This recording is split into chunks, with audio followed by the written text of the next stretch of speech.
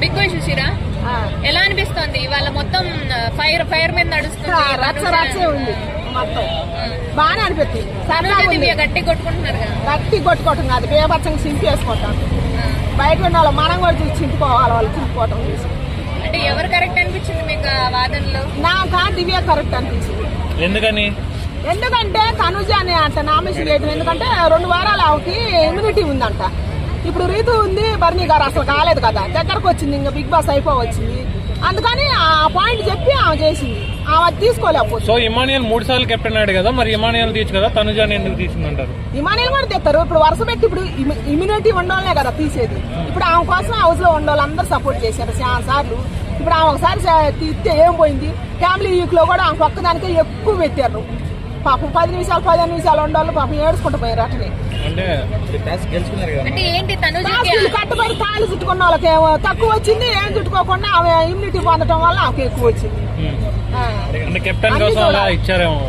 అదే మరి అన్ని చూడాలా, అన్ని పరంగా సపోర్ట్ చేస్తుందేమో మరి. అనిపించట్లేదా మీకు? బిగ్ బాస్ వాళ్ళు కాదులే కానీ బయట ఆడియన్స్ సపోర్ట్ చేస్తారు బాగా. ఆమె అందం చూసి, ఆమె అందం చూసి కుర్రోళ్ళు మొన్న యూత్ ఎక్కువ అందంతో అందరినీ ఆకట్టుకుంటుందంటారు. అవును, ఆ అందం చూసాక బయటలో కూడా ఊర్లేసుకొని వచ్చేది, లోపలే కాదు బయట కూడా అదే జరుగుతుంది. దయచేసి మారండి అయ్యా, చదువుతుంటే మారరు. నిన్న బర్నీ తనుజకి బెనికిందని ఆయింట్మెంట్ రాస్తుంటే ఫీల్ అయిపోయింది కదా, ఆ గజ్జి మీద ఈ రోజు తీసేసింది అంటున్నారు. ఆ గజ్జి మీద కాదు, ఆమె ఏం చెప్పిందంటే ఈయనకి హెల్త్ బాగోలేదంట, ఆయన చెయ్యి బాగోలేదంట. దానివల్ల నువ్వెందుకు నువ్వు వృద్ధాల్సిన అవసరం ఏముంది, మేము చేస్తాం కదా మమ్మల్ని పిలిచి అని డాక్టర్ కాబట్టి ఆ ఏలో చెప్పింది ఆమె. ఏదో టాస్క్ లో కింగ్ అండ్ క్వీన్ టాస్క్ లో మసాజ్ చేయించుకుంది, అప్పుడు కనపడలేదు అదే నొప్పి తనకు. మరి అది ఫన్ను